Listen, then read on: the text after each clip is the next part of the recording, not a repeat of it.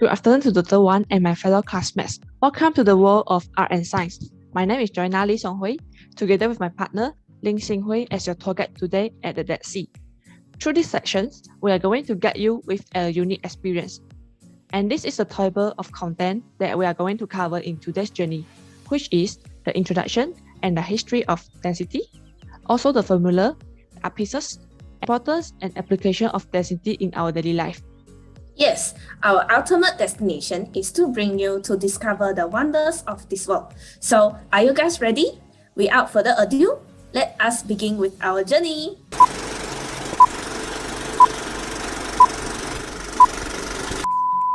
Hi teams, here we are. Let's see the view here. Yes, we are reaching the famous Dead Sea. Before this, have you ever heard of the Dead Sea? Does anyone here knows what Dead Sea is famous for? Allow us to introduce this piece of wonder. The Dead Sea is the seventh saltiest body of water in the world, which is located at the border of Jordan and Israel, where you are currently looking at. And the average ocean water has the salinity of 3.5%, according to the National Oceanographic and Atmospheric Administration.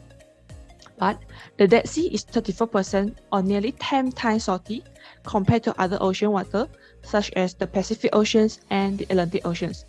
So, do you know what causes the Dead Sea to be so salty? Yes, of course I know. The first reason is because the water is drying up progressively due to the desert climate. Second, the salt of the Dead Sea is derived from the rock erosion on the land. Due to the spatial geographic location, as the Dead Sea is actually a lake instead of a sea, and it has the lowest elevation in the world. So, the water cannot flow out, causing the salt concentration to increase. To add on, the exposure of the sun in the desert area has sped up the evaporation of water. On the other hand, some of the human activities and dams built have caused the water to divert away from the Dead Sea, causing the water volume in the Dead Sea to decrease. Thus, the concentration of the salt in Dead Sea is extremely high. Hey, so many bodies floating on the water. Are they dead bodies? Of course no. Look, they are all floating peacefully on the water. Do they have a superpower that they can float so easily on the water? I'll get drowned if I drop into the water. The superpower occurs here is not by the human themselves, but is the power of science. What does science do with this? As I mentioned before, the Dead Sea is the seventh saltiest water body in the world. So you can have a try. Yuck! I feel it is salty like never before. Is there anyone want to try? I don't want. No? Okay, then I will continue with my explanation. The salt content in the water has slightly increased the mass of the water, leading to the density of the salt water being higher than the fresh water and the human body. Hence, human can easily float on the water surface compared to the combination of the human body with fresh water. I see. So, what actually is density? This is a good question. Density can be defined as dividing the mass of certain stuff over its volume with the international system of units of density, which is kilogram per cubic meter. So do you know who discovered this phenomenon? I heard of this before. Is the person who discovered it the one who shouted Eureka while running naked along the road of Syracuse? Yes, you are right. In 2000 years ago, Archimedes discovered density while he was helping the king of Syracuse to determine whether the craftsman has cheated him by using silver instead of gold as the ingredient of the crown. And the king gave him instruction to find out that the ingredient of the crown with several conditions, that is, firstly, cannot damage or destroy the crown. So when Archimedes finally found out the way to solve the problem, he was so excited that he shouted, Eureka! Or I have found it in Greek words, while running naked along the road of Syracuse. So no wonder Eureka verse is so famous. Yeah, correct. So now, do you know what a hydrometer is? Let me think. I remembered. I used it before during my secondary school science class. My science teacher has brought us to the science lab to use it for a density experiment. Such a good time. Come, let us come back to the point. So hydrometer, as mentioned before, is a device that consisting of a long neck glass bulb, which is scalded and wetted in bleach shot or mercury to let it to float upright. And the long neck glass bulb is immersed into the fluid to measure the density. And the depth shown on the scale can be determined or used to determine the density of the fluid. Ooh, excellent. So, do you know what applications are derived from hydrometers? I think one of the applications of hydrometer is to analyze soil, and the other usage is to use in the biology labs to measure the urine density. And this is also so called as urinometer. And this is what I know, I think. Thank you, Joanna. Then from now on, me, Xinhui, will be your tour guide, bringing you to the next destination to see some of the density art pieces that can be found in our daily life, which include homemade lava lamps, the 7-layer density tower, and also the salt density tower. Now, the first one, homemade lava lamp. Have you ever wondered the lava lamp like this or like this? In your room, it's actually made of some simple ingredients that can be found in your kitchen. Are you kidding me? No, actually, it's pretty easy. And now, let me show you guys a video we produced on how to make your own homemade lava lamp like this.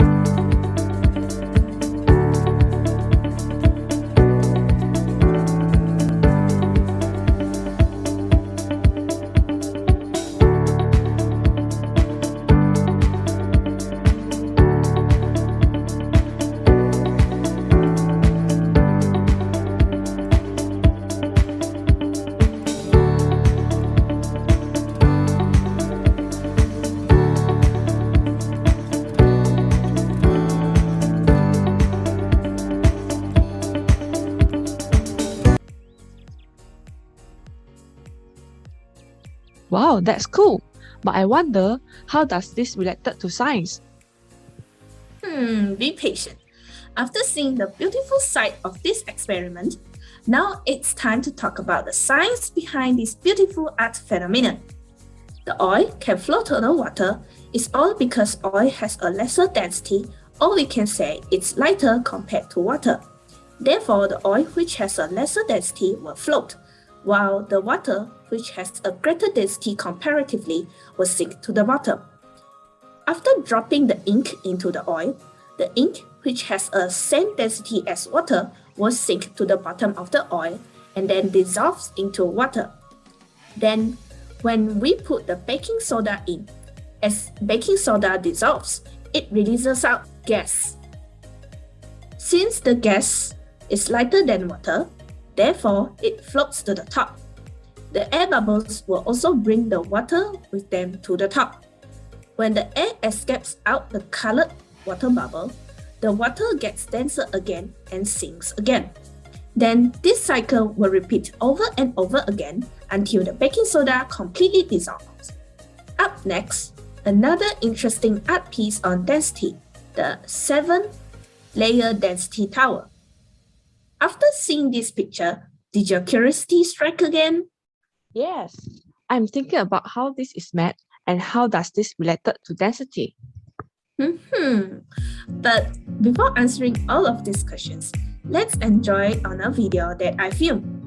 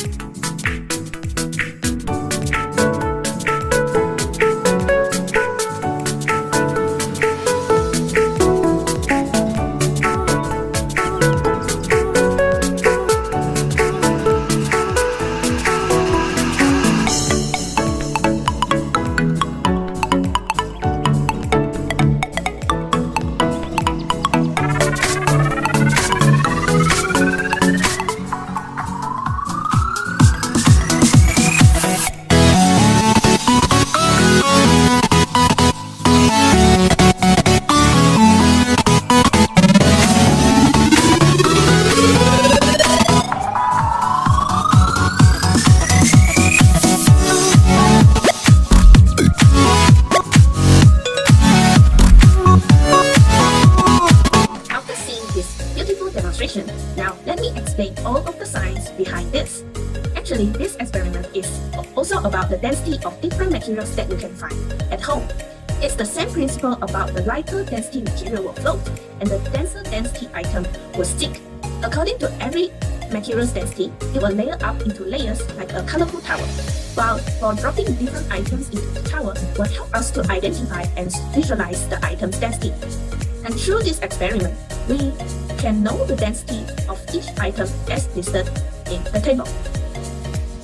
Alcohol, which is dyed red, is the lightest among all, followed by water bottle cap, oil, water, milk, cherry tomato, shampoo, dyes, corn kernels, paper clip, hair conditioner, honey, coins, and marble. Now, we already know the theory behind this colorful 7-layer density tower. But I still wonder, is there any other funny things that can be used to explain the Dead Sea floating magic? Of course, Xinghui. I'm sure you guys also wonder how different amount of salt added can change the saltwater fat of floating on the top or sinking to the bottom, and how all this is related to Dead Sea. First, let's watch a video made by me.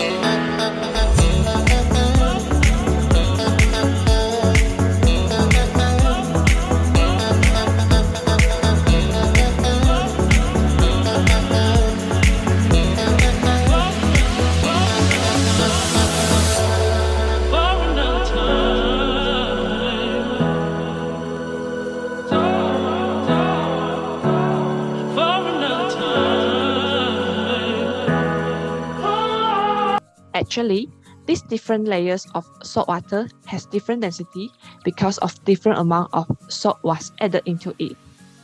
Through my explanation just now, we already knew that by adding salt to the water, the salt makes the water denser. The more the salt added, the denser or the heavier the salt water.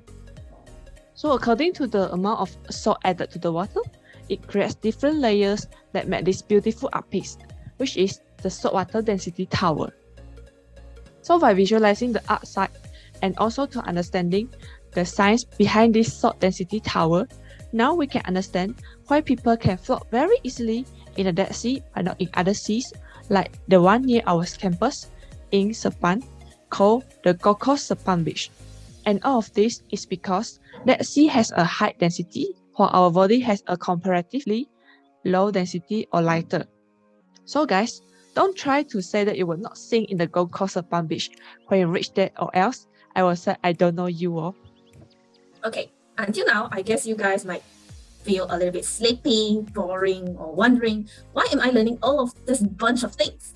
Well, you guys might not know that by knowing density, it might save your life. So, wake up, wake up! Our next station is the importance and application of density in daily life. Now, let me explain. First, by understanding the density of oil and water, explains why water can't be used to put off burning petrol or oil. This is because water is denser than oil.